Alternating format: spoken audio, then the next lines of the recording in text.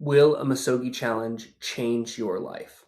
For me, it has. Today, I'm going to go through what a Misogi challenge is, when and why it should be recommended to do it, and ultimately when I decided to do it, and then ultimately how you can actually implement this in your life. There's an ebook I created to actually transform your life by doing a Misogi challenge that goes through what it is and the things that I mentioned to see if it's actually worth your time and something you should do. Oftentimes when we read things on the internet, specifically in self-development, we think, wow, this is really exciting, let me go do this. And it actually may not be the thing that we need to do. This is from my experience. At this point, I've done 75 Hard 4 times, 3 of which I've successfully completed. I've also done the Live Hard program. I've done a number of different kind of 30-day challenges. But what ultimately I found is that sometimes I may not need to go to the gym 4 times a day or read a book. I actually might be needing to do the thing. And what I've ultimately found is that when I go from goals to being more on a mission, things radically change. So the Misogi challenge has been so beneficial for me to set an intention each year and then ultimately go after it. Traditionally, I found Misogi challenges tend to be physical, and I believe there's beauty in the physically challenged things that then open your eyes to the capabilities and abilities for what you can do to ultimately allow you to do other things personally, physically, financially, emotionally, spiritually, relationally, etc., because of who you become in the process of doing physically difficult things. So let's dive in. The Misogi challenge ultimately is an ancient Japanese ritual that effectively focused on the opportunity to really go for a challenge you don't know if you'd be able to complete. If there's a 50% chance that you are likely to complete it, then that effectively could be your Misogi challenge. If you're comfortable, you ultimately aren't growing and you're essentially managing on a slow decline. Where do you feel stuck right now despite your external success? Is there something that is on your mind or maybe on your heart that's really leading you into a next season? Or maybe you're in that next season and really looking to maintain it, or potentially you're in that new season and you are worried about losing it.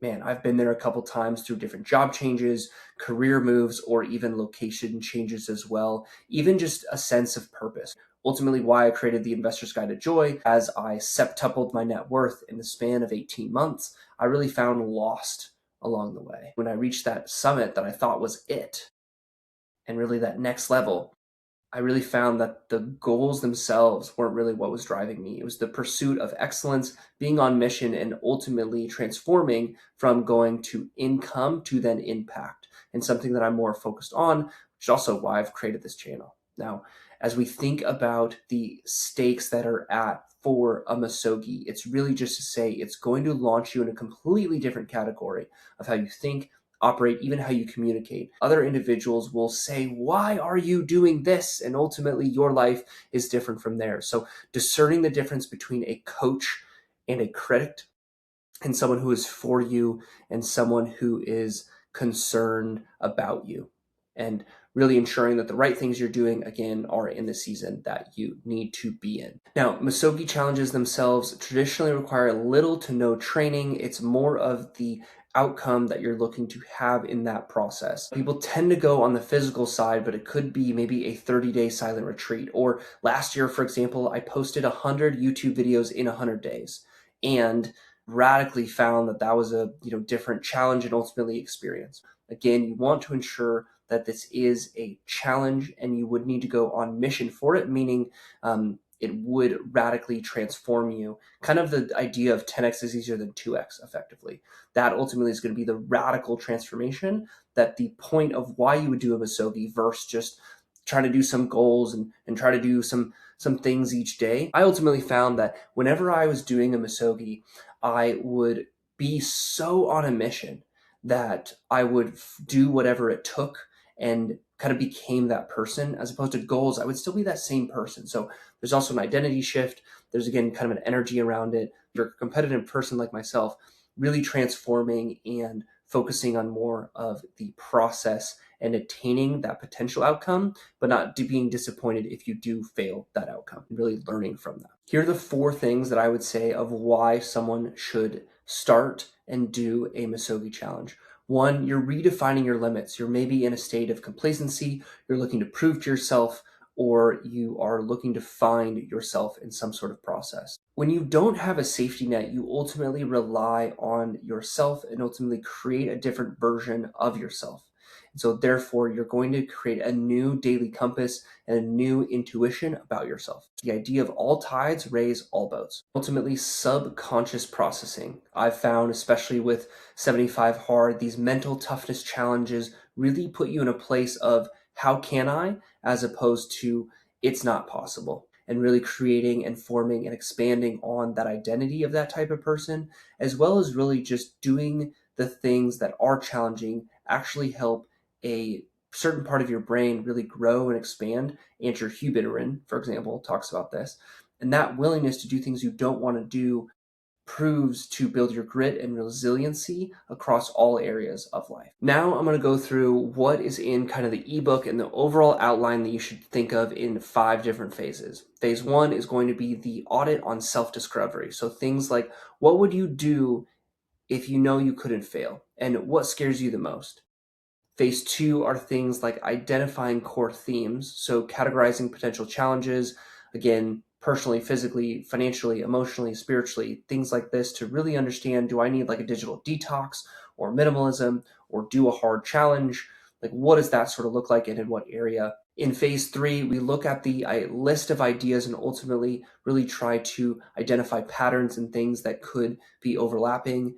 And in phase 4, identify the specific transformation that isn't necessarily a finish line, but it's kind of like, what are the habits and the mindset shifts required to become the person who could successfully finish? Lastly, in phase 5, we talk about building the ecosystem. So identifying mentors, coaches, accountability partners needed to support, not just advise you in the journey of becoming this type of person. Last year, I decided the best thing for me was to actually be more comfortable getting in front of a camera, producing content, and really sharing it with the world. So changing my tone inflections, my speaking, my ability to go from content ideation to then content creation and then actually hit send. Sometimes this is still a challenge, but that just then means I know exactly kind of where I'm at. And there's a lot of reps that ultimately happen in a very condensed amount of time. Now, what that also means as well is that it forced me to work with a team as opposed to doing it myself. But the ability to really work as a team on a goal that I had was a whole slew of challenging with, thumbnails, title creation, video topic creation, video editing, the description, all these things, the packaging, putting it together, actually hitting send, what's that cadence, all that sort of stuff. That was an absolute challenge of working with people for a goal as opposed to just doing it myself. Now, with that challenge, I ended up failing it several different times, several different ways, but it was a transformational thing that then gave me a completely new baseline. So if you are looking to create a new baseline, whether you're feeling lost, whether you're feeling found, whether you're looking for purpose, whether you're looking to expand upon complacency, there is a link in the description where you can download the Misogi guide so that you can actually implement tactically from what we've talked about into an actual document and see what Misogi you could do this year. Every year, I would highly recommend doing some kind of Misogi because ultimately, again, just the wide variety of benefits. But let me know what comments or questions you have on either if you've done one before, if you're curious about what it could be, and ultimately what questions kind of come up from this video as well as the guide itself. You can also respond via email when you have the guide, and I'll kind of coach you and work with you on that because this has just been such a transformational thing for me, not just as a person, but also as an entrepreneur, to really, again, be in the right season. I've realized that I might need to make 100 phone calls a day, right? Like that might be the most difficult, challenging thing I could think of.